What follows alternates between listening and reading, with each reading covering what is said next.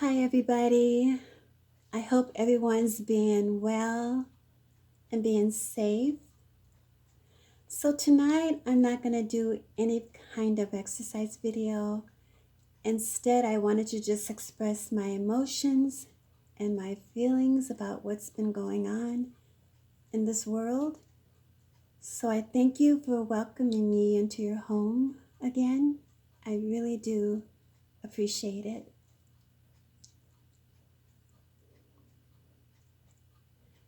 Southern tree bears a strange fruit, blood at the leaves, blood at the root, black body swinging in the southern breeze, strange fruit hanging from the poplar trees. That was a song that was sung by a young 23-year-old Billie Holiday. It was written by a poet and an activist from New York City by the name of Abel Maripol. And the reason why he wrote the poem, which he wrote in 1937, because he saw a photograph of lynching that was done in the Deep South. And he was so hurt and so emotionally distraught, he decided to write about it. And he gave the song to Billie Holiday. Now, she was really apprehensive about singing it because she was so worried about the repercussions, but the song is so pertinent in these times. So very important in these times.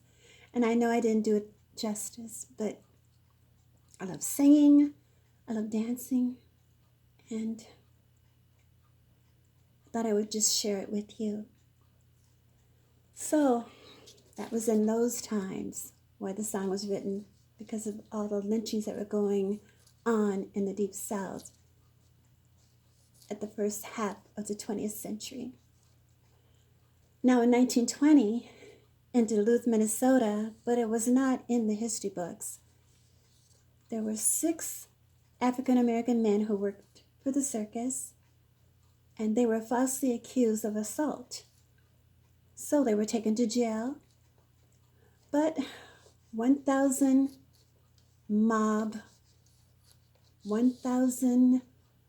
white men decided to break into the jail. And when they did, they took out 3 of the African-American men and they hung them from a light pole in downtown Duluth, Minnesota. And they decided to take pictures standing next to what they have done, which seems to be customary when there's a lynching. They want to stand around and smile and point at what they've done. And they were charging 53 cents, something like that, for a photograph. You can go look it up and find out all the details. Then we get to George Stinney, the 14-year-old young African-American boy who was also accused of murder.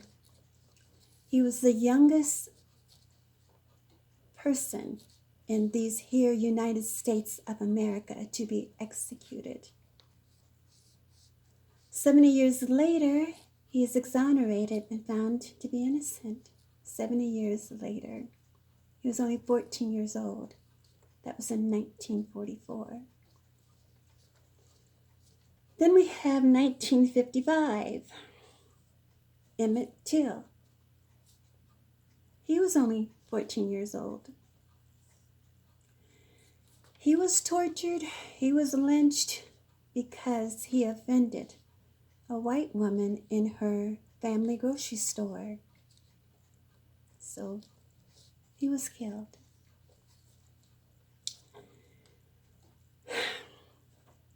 Now we're going to fast forward.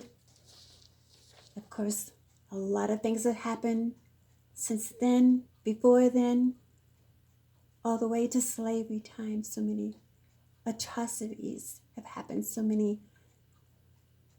much hatred, so many killings have happened. So now we're in 1991. A young Rodney King was severely beaten. He was only 25 years old by the LAPD. Severely beaten. They say he was hit with batons 53 to 56 times. 53 to 56 times. Trayvon Martin, 17 years old, died in 2012 in Florida. Eric Garner, 27 years old, died in 2014.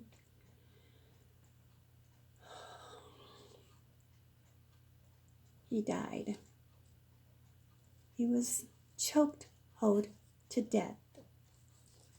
And he also repeatedly said he could not breathe.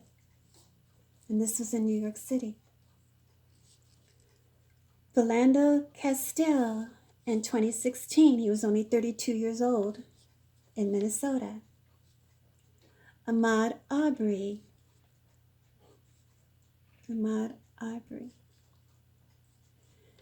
died February 22nd. He was only 25 years old.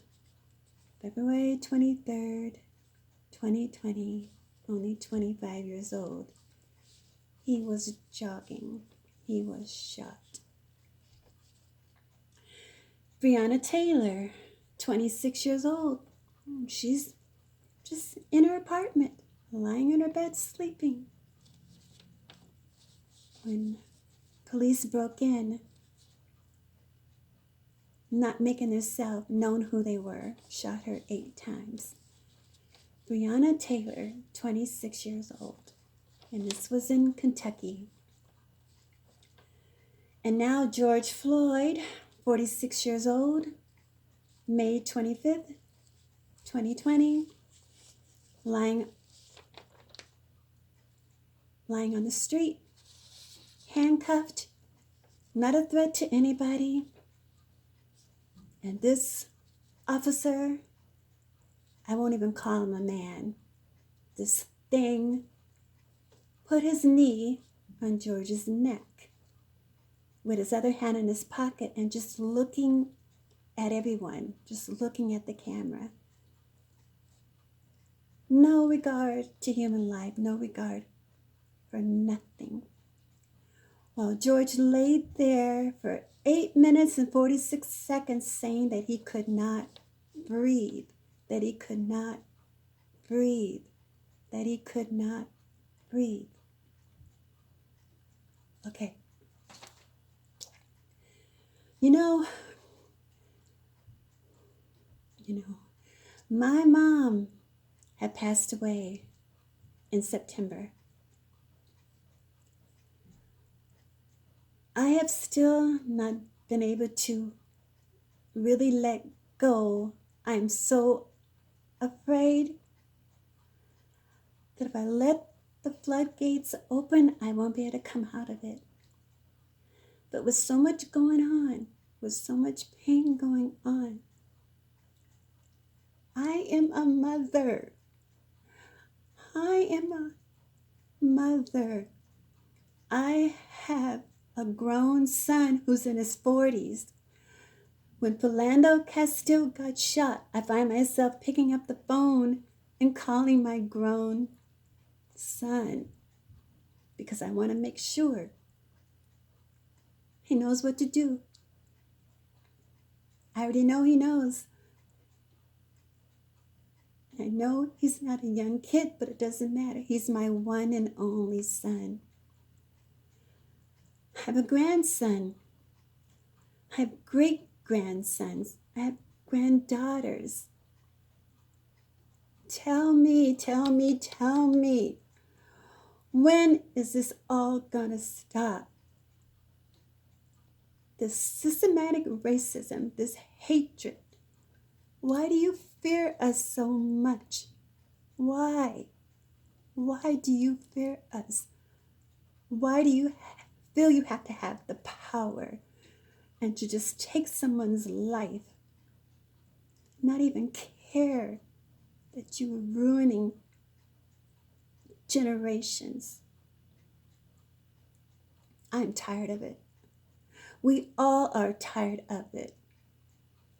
My dad is 93 years old, and I talked to him about what he went through when he was a young man, 17 and 18 in the service.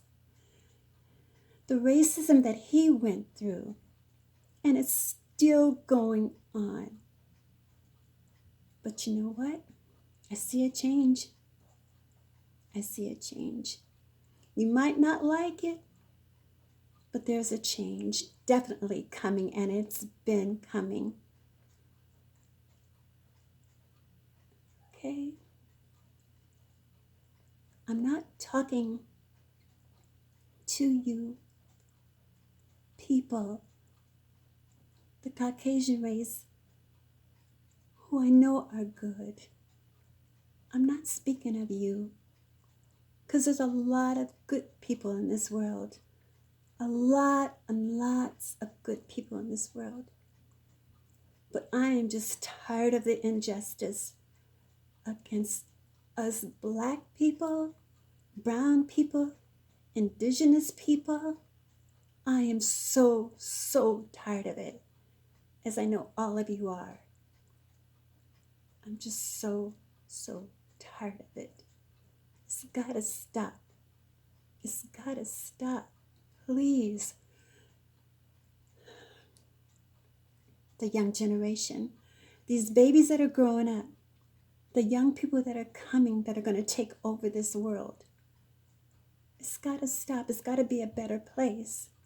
It's got to be a better place. Please, please be good to one another. Please, please be kind to one another. Take care of one another. When you see something going on that you know is not right, speak up, stand up. We've got to look out for each other.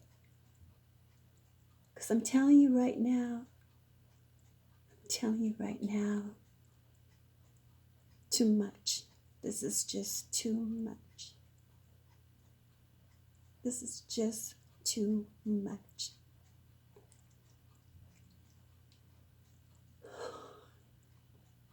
This is too much. Thank you. Thank you for allowing me to share my thoughts with you and my feelings. And please don't be offended by what I said. Please don't be offended. You're only hearing what everybody else has said. You don't know what it's like to walk in my shoes. You don't know what it's like. Now, don't get me wrong. I am a proud black woman. I've always loved the color of my skin. But for some reason, you hate the color of our skin. For some reason, you feel threatened. For some reason, you can't deal with it. Anyway, it's all going to change now. It's all going to change. All going to change. Be well and be safe. Until next time, thank you so much. I'll say it again. Thank you so much for allowing me to come into your home. Thank you so much.